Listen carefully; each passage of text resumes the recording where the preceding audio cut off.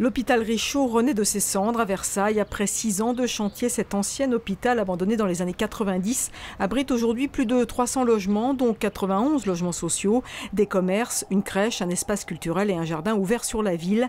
À la manœuvre, l'architecte internationalement connu Jean-Michel Wilmotte. Dans chaque projet, il y a une aventure, dit-il, mais là, c'était un roman. La première fois où je suis venu, il y avait un tas de pierres à peu près de 2 mètres ici, qui finalement étaient tous les gravats qui étaient tombés, et puis toutes les colonnes qui étaient tombées au sol, que les jeunes qui squattaient le bâtiment avaient fait tomber, parce que c'était un jeu amusant. Ils faisaient tomber des colonnes, donc on avait un gros... J'ai une photo magnifique d'ailleurs avec un énorme tas de gravats qui était à cet endroit-là. Voilà. L'hôpital Richaud a débuté sa construction à la fin du XVIIIe siècle, une construction entrecoupée de pauses.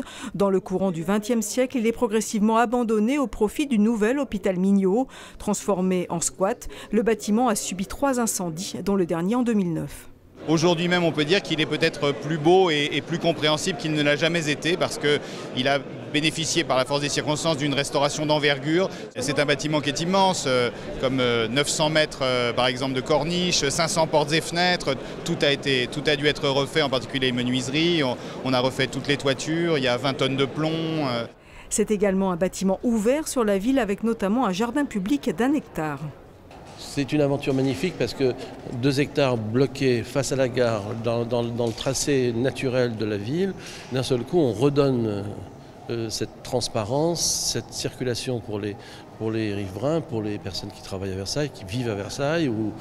Et puis on leur redonne un jardin, un espace public avec 5 traversées, 5 passages pour accéder dans ce lieu. Donc ça c'est une aventure, si vous voulez, c'est une belle aventure parce que c'est un rêve qui devient une réalité. Je dis souvent que c'est notre mini palais royal ici maintenant. C'est-à-dire qu'on peut librement circuler à l'intérieur.